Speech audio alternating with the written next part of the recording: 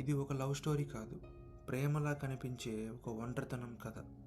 కొన్ని సినిమాలు మనం చూస్తాం, మరికొన్ని సినిమాలు మనల్ని చూస్తాయి. మను అలాంటి సినిమా. మను జీవితం చాలా నిశ్శబ్దంగా ఉంటుంది.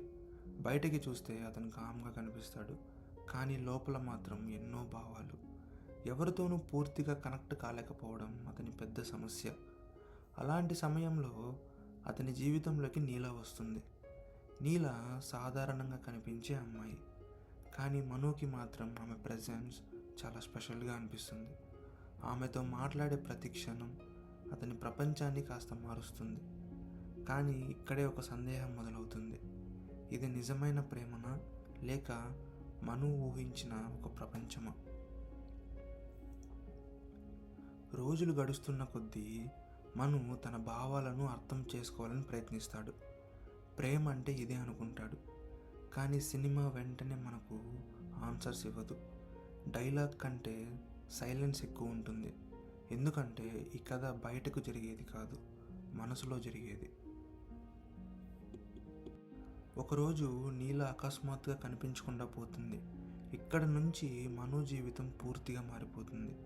ఆమె నిజంగా వెళ్ళిపోయిందా, లేదా అతని మనసే ఒక కథను సృష్టించిందా? ఇక్కడ నుంచి సినిమా లవ్ స్టోరీ నుంచి ఒక సైకలాజికల్ ప్రయాణంలోకి మారుతుంది. నీలా కోసం వెతుకుతూ మను తనలోని భావాలను కూడా వెతుకుతాడు. ప్రతి చోట ఆమె జ్ఞాపకాలు కనిపిస్తాయి, కానీ నిజమేంటో మాత్రం స్పష్టంగా ఉండదు. దర్శకుడు మనల్ని కూడా కన్ఫ్యూజ్ చేయాలని సీన్స్ చూపిస్తాడు. ఈ సినిమా ఎందుకు బ్లాక్ అండ్ వైట్లో ఉందో చాలామందికి డౌట్ వస్తుంది. అది స్టైల్ కోసం కాదు, మను ప్రపంచం రంగులు లేని స్థితిలో ఉందని చూపించడానికి. అతని భావాలు క్లియర్గా లేవు, అందుకే విజువల్స్లో కూడా క్లారిటీ ఉండదు. మను నిజంగా నీలాని ప్రేమించాడా, లేదా తన ఒంటరితనాన్ని ప్రేమగా భావించాడా? ఈ ప్రశ్నకి సినిమా డైరెక్ట్ ఆన్సర్స్ ఇవ్వదు, కానీ ప్రతి సీన్ మనకు ఒక హింట్ ఇస్తుంది. ప్రేమ అనేది కొన్నిసార్లు మనమే క్రియేట్ చేసుకున్న భావం కూడా కావచ్చు. ఇక్కడి నుంచి కథ కంటే మను మనసు జర్నీ ఎక్కువగా కనిపిస్తుంది.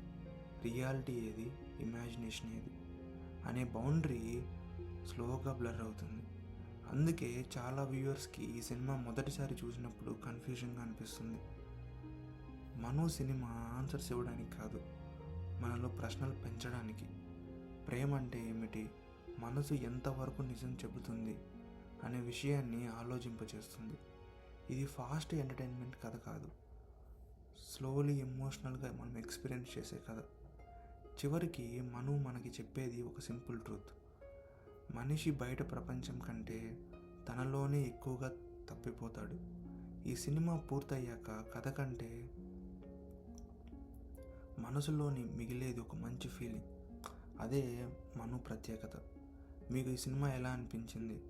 ప్రేమ కథలా, లేక ఒక మనసు ప్రయాణంలా? కమెంట్స్లో తెలియజేయండి. Thank you.